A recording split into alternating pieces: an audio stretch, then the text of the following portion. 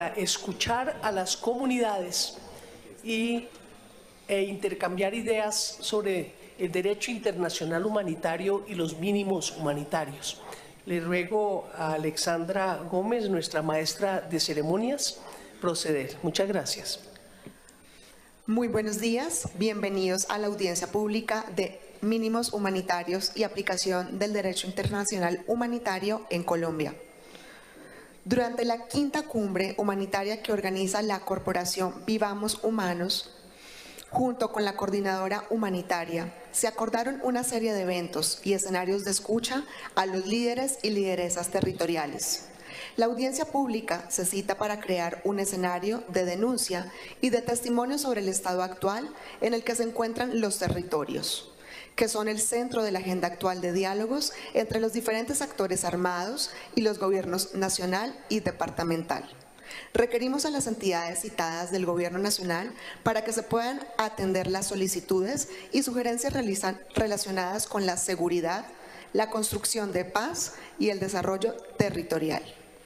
Citantes: senadora Clara López Obregón, coordinadora humanitaria Vivamos Humanos.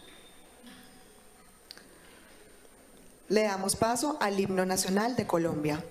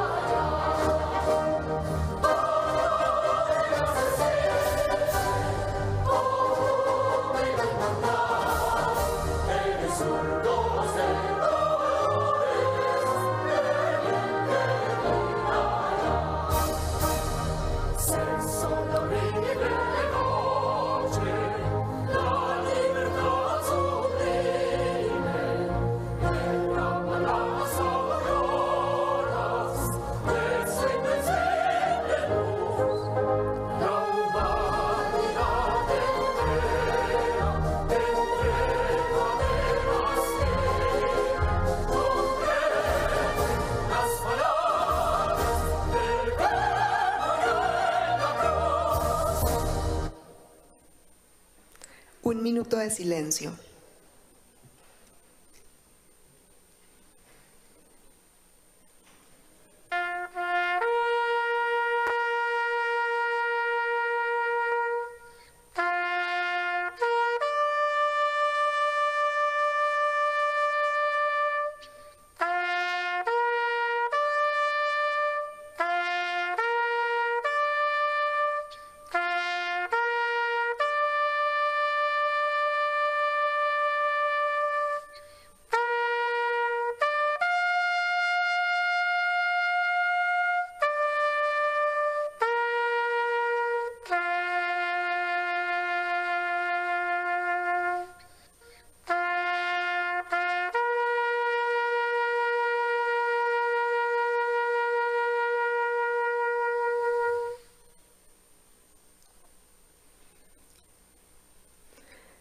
Le damos la palabra a la senadora citante Clara López Obregón.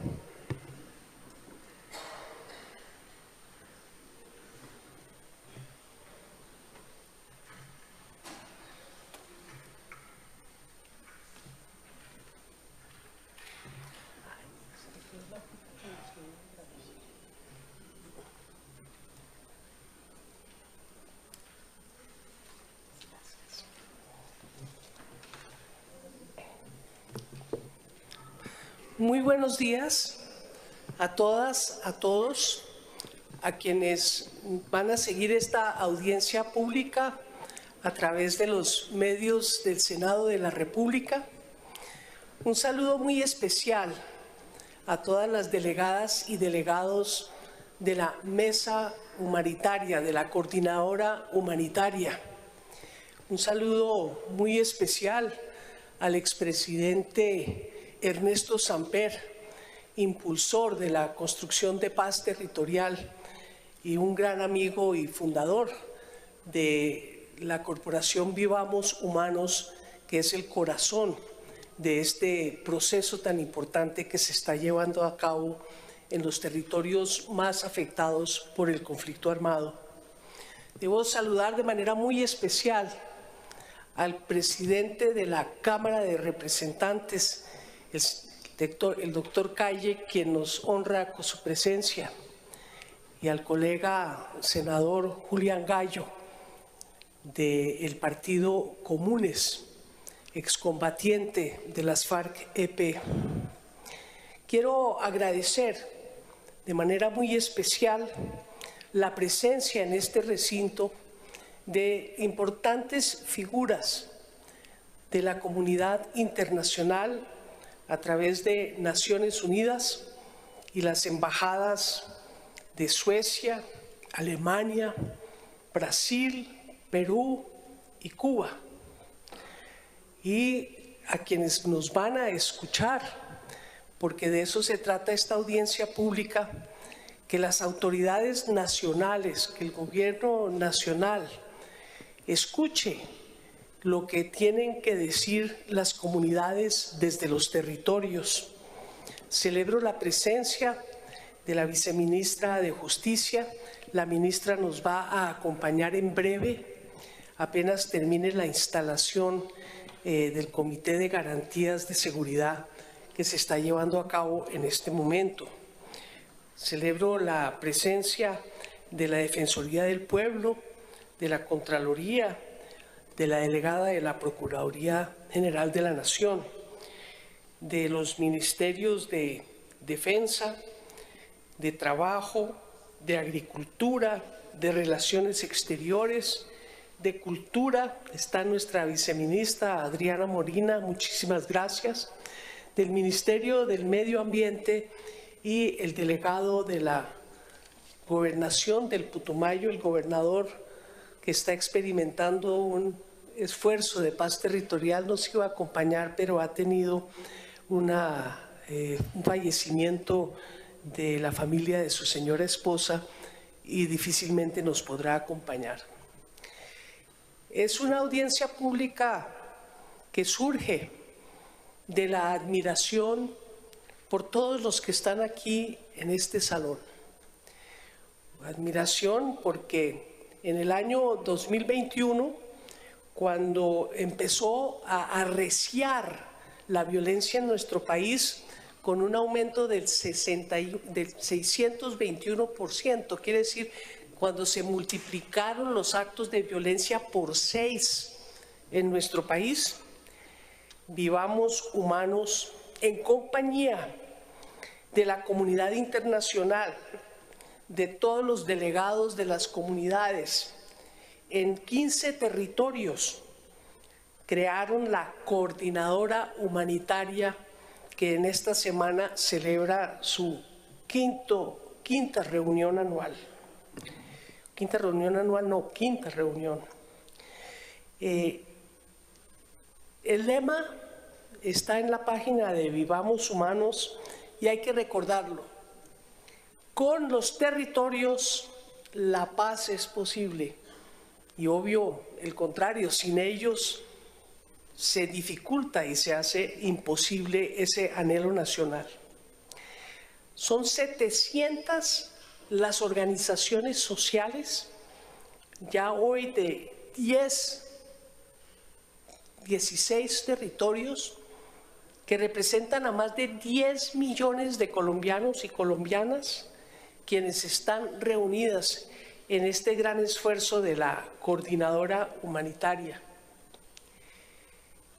La primera experiencia de Vivamos Humanos, que dio origen a la actual coordinadora, se dio al comienzos del siglo XX, en la primera década, cuando Vivamos Humanos impulsó la primera coordinadora humanitaria alrededor de la liberación de los secuestrados y de la búsqueda de una salida política negociada al conflicto armado.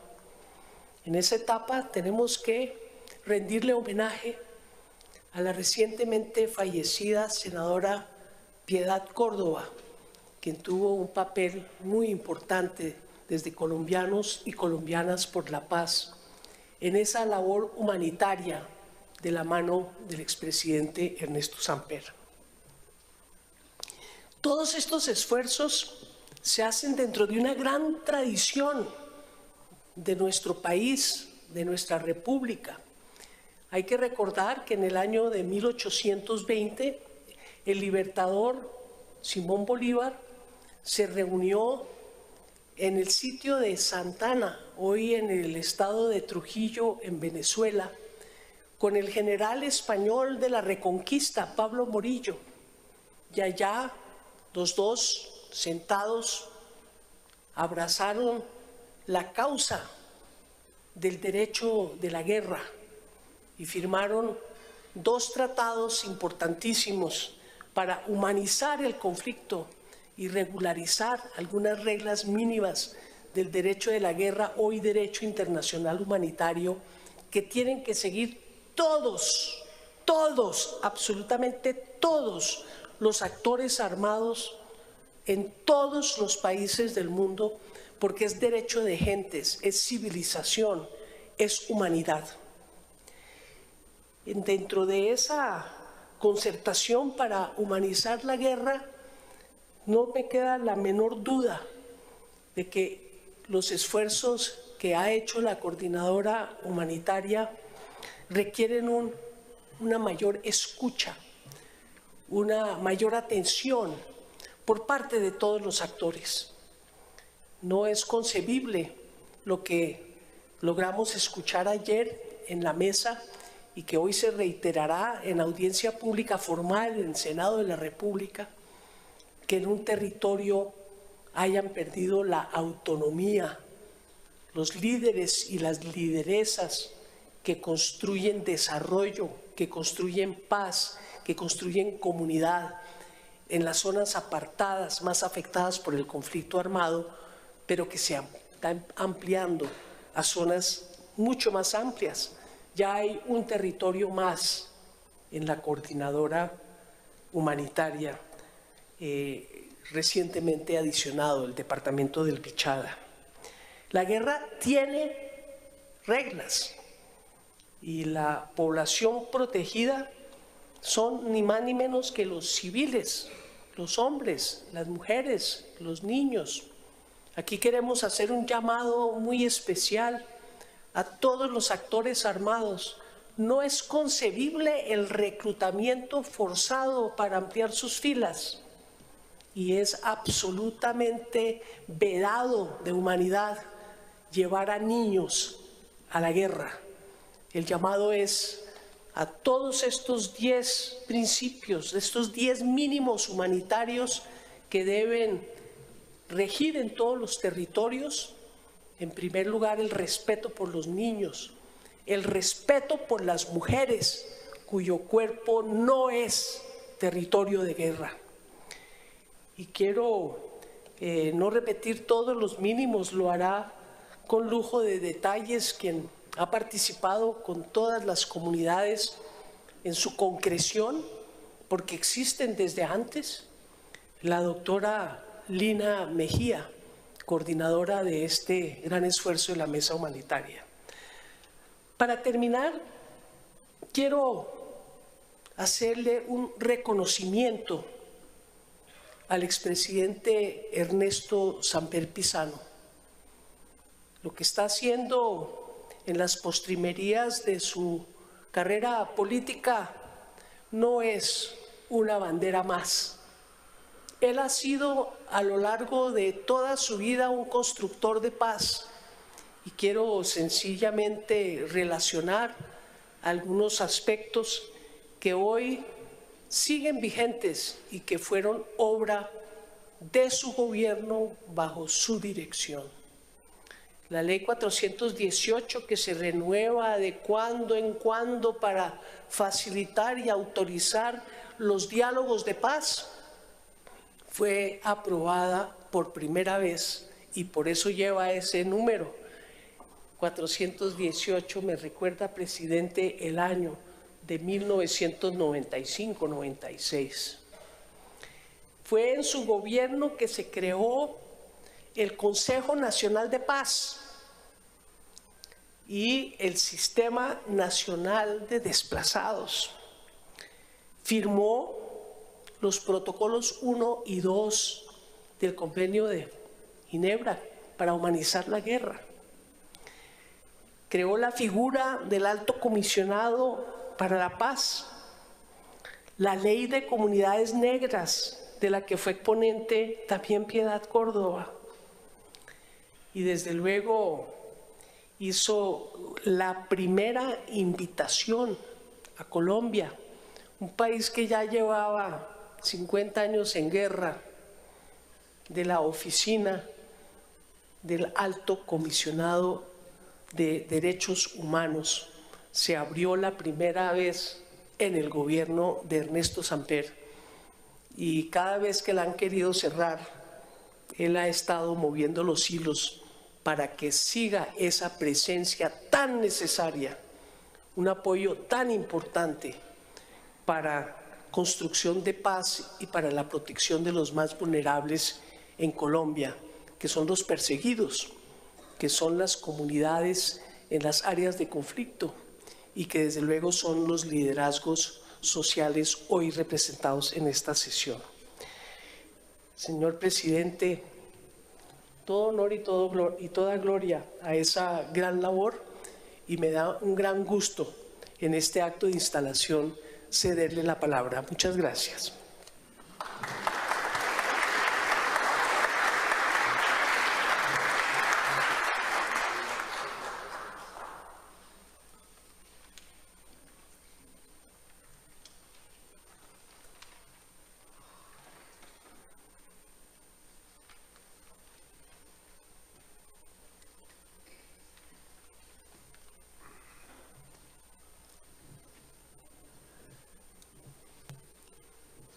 Estimada senadora Clara López, señor presidente de la Cámara de Representantes Calle, compañero Lozada, senador de la República, padre Rafael, que ya tenemos una alianza formada con la Pastoral Social, señores del cuerpo diplomático, queridos compañeros y compañeras de la coordinadora. Debo confesar que me da cierto nerviosismo volver a este sitio, que en algún momento llegó a tener más la figura de un patíbulo para mí que de un sitio de oratoria, porque aquí era que cuando se rendían cuentas, cuando estaba en la presidencia de la República. Voy a tratar de ser lo más breve posible para dejar algunas reflexiones e inquietudes que espero puedan ser consignadas de manera constructiva. Es inevitable hablar de nuestro rotundo triunfo futbolístico en la noche de ayer. Hay un sociólogo de apellido García de la Universidad Nacional que tiene un libro que se llama el libro de las emociones positivas y negativas, y dicen que los países, como los seres humanos, van acumulando emociones positivas o negativas y que el balance de las dos generalmente se tramita a través de acuerdos o a través de disensos, según primen las negativas o las positivas.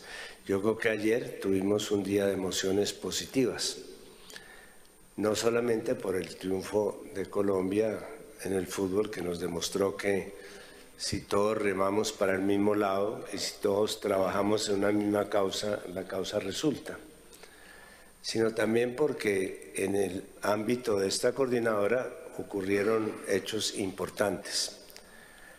Ayer consolidamos un acuerdo con el Ministerio de la Cultura para comenzar a hablar de cultura de paz. Siempre sostuve en mi gobierno, cuando se creó el Ministerio de la Cultura, que el Ministerio de la Paz no era el Ministerio del Interior, sino el Ministerio de la Cultura, porque el Ministerio del Interior se creó para dirimir nuestras diferencias de una manera conflictiva, cuando el Ministerio de la Cultura se creó para que pudiéramos vivir con esas diferencias y para esas diferencias. Entonces tenemos ya en marcha un acuerdo sobre cultura de la paz. En segundo lugar, se conoció una carta que voy a dejar consignada aquí para el acta, a través de la cual las autodefensas gaitanistas le proponen al presidente Petro que se inicie un proceso de negociación con ellos, al cual me voy a referir más adelante. También, como hecho positivo, se registra la noticia que seguramente confirmará el senador Lozada, de que hoy en Naciones Unidas se va a presentar una solicitud conjunta, tanto de las FARC o comunes, perdón, a ex-FARC o Partido de los Comunes y el Estado colombiano representado por el presidente de la República, en el cual se pide una extensión de los plazos para la implementación de los acuerdos de La Habana. Esto es muy importante porque los acuerdos de La Habana de alguna manera son los cimientos de todos los procesos que se están dando en desarrollo de la política de paz total. Temas como el de la justicia restaurativa, las zonas PEDET, la forma de tratar los casos transicionales, pero hay una que yo quiero destacar de manera especial y es la atención que se le dispensa en los acuerdos de La Habana al derecho de las víctimas. Realmente este país pudo hacer la paz cuando los acuerdos de paz no giraron alrededor de los victimarios, es decir, qué hacer con los que estaban ocasionando la violencia, sino cuando pensamos en cómo resarcir a las víctimas. Y esos principios de verdad, reparación y no repetición son como las virtudes teologales que quedaron consignadas en el Acuerdo de La Habana y que deben ser, conjuntamente con los principios humanitarios, formar parte como del catecismo de lo que debe ser una buena gestión humanitaria. Y creo que dentro de ese catálogo de emociones positivas, también puedo mencionar que el presidente Pepe Mujica, con el cual estuve la semana pasada, está dispuesto a respaldar como notable del proceso que el comienzo, esto no es solamente el fin de los acuerdos de La Habana, sino un nuevo comienzo al cual se le van a sumar los procesos de paz total que ha venido trabajando de manera muy juiciosa este gobierno y que, claro, dan la imagen de que hay una especie de desorden, que es obvio porque cuando uno tiene 8 incendios en la casa, pues tiene que apagar los 8 incendios si quiere salvar la casa. No puede apagar solamente 1 ni 7, tiene que apagar los 8. Y en eso estamos y para eso voy a hacer un segundo bloque de recomendaciones.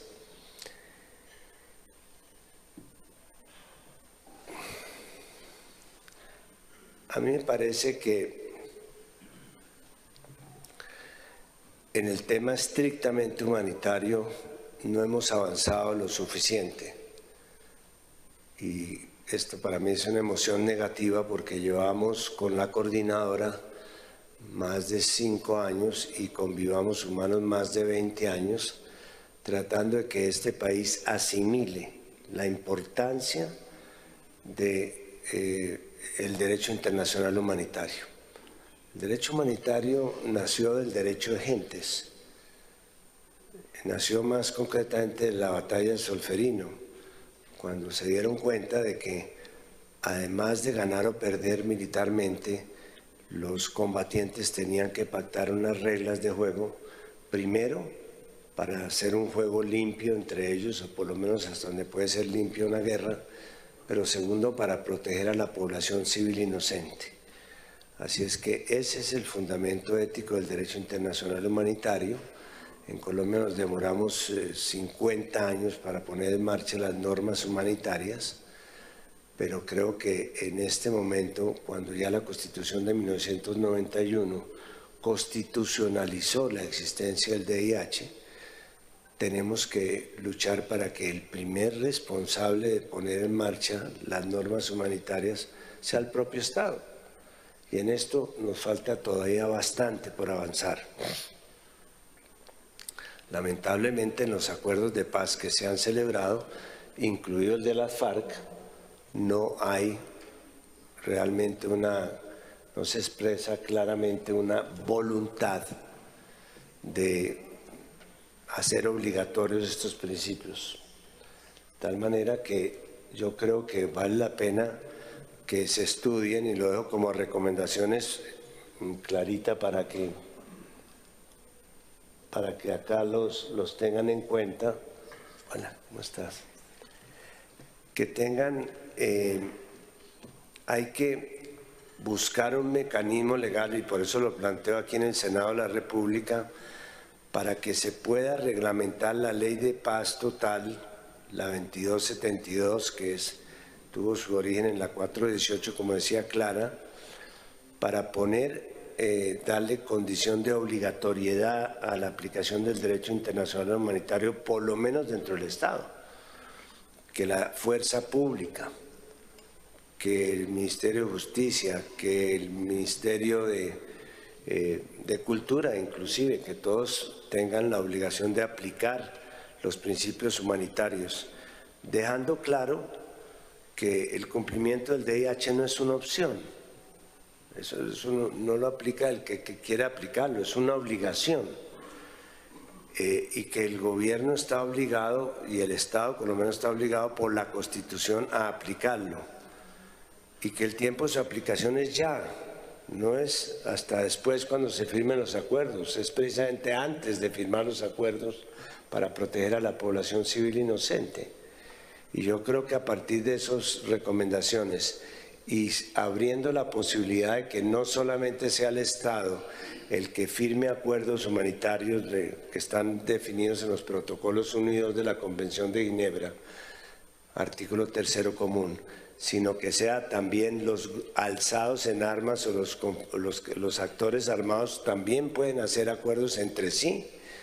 El ELN podría hoy día hacer un acuerdo con el mecanismo central o con Marquetalia, podría hacerlo, debería hacerlo, porque la idea es que tejamos una red humanitaria para que podamos aplicar. Son 10 principios que los van a explicar más adelante.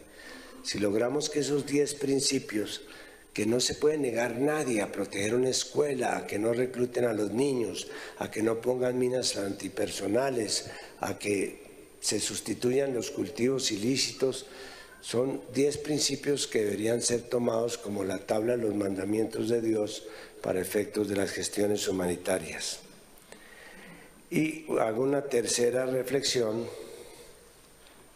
sobre el tema que ya se ha planteado, de qué hacer con las famosas autodefensas gaitanistas. A mí me parece inconveniente que hayamos definido como 2 canchas de juego desde el comienzo, como si se tratara de 2 canchas incompatibles entre sí. Allá están los sectores del paramilitarismo, aquí están los sectores de la guerrilla, pero ninguno puede tener el tratamiento del otro. Porque fíjense ustedes que en el caso de las autodefensas, a nosotros sí nos interesa mucho que las autodefensas, las antiguas autodefensas, si es que estas son nuevas, respondan por cuáles eran las relaciones que tenían ellos con las Fuerzas Armadas de entonces, cuál era la relación que ellos tenían igualmente con los que los financiaban, con la sociedad civil. El peor error de los acuerdos de La Habana fue haber dejado por fuera a toda la sociedad de su responsabilidad respecto al conflicto armado, incluidos los expresidentes. Yo renuncié a ese derecho para que me oyeran en la Comisión de la Verdad. Pero ¿quién dijo que el conflicto armado de los últimos 50 años fue un conflicto entre las FARC y el Ejército de Colombia? Ahí estaban metidos, todo el mundo estaba metido. Entonces, no por venganza, sino por verdad, por las víctimas para que puedan elaborar su duelo, pero sobre todo para que tengamos una verdad equilibrada de qué fue lo que pasó. La verdad del conflicto no puede ser la versión de las FARC con la versión del ejército, sino hay muchas más personas que tienen que contar su verdad para que la verdad sea completa y para que las víctimas puedan ser satisfechas. Y en ese sentido yo abriría una discusión para que, como en el caso Mancuso, los antiguos sectores de los sectores paramilitares pudieran acudir a la Comisión de la Verdad y acudir a la JEP e ir a la justicia transicional en lo que nos interesa, y es que cuenten la verdad que le interesa a las víctimas, para que la verdad sea completa y esto no sea como una mesa de dos patas.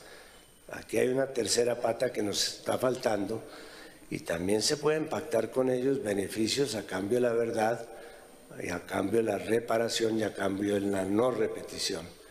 Y por supuesto que se puede mantener abierta la posibilidad de que a través del sometimiento o del lo que como suene menos duro, ellos también puedan responder ante la justicia ordinaria por lo que se podrían considerar como delitos comunes.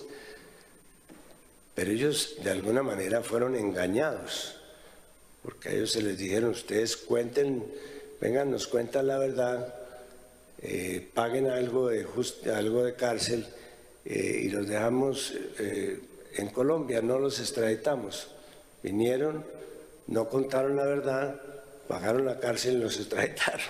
Luego yo sí creo que aquí hay que volver a comenzar un camino solamente para corregir la verdad. Y en ese sentido, pues, habría que modificar la ley 2272 y abrir la posibilidad de que a través de la justicia transicional se establezca un mecanismo que permita recibirles a ellos la verdad y darles unas concesiones que no serán más excesivas de las que ya se le han dado a otros grupos alzados en armas, pero sí satisfarán a las víctimas como están satisfaciendo las gestiones que está haciendo en buena hora la JEP a través de la justicia transicional.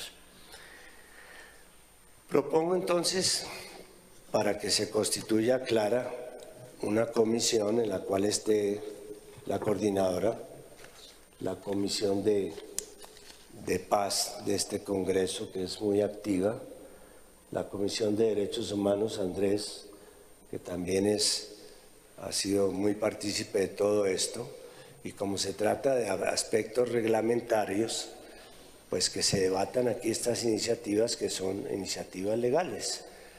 Y este es el sitio donde se hacen las leyes y este es el sitio donde se debe hacer justicia con estas víctimas. Creo que sería el mejor homenaje que le pueden hacer ustedes a estos queridos dirigentes que están viviendo la guerra donde se está dando la guerra, que es en los territorios.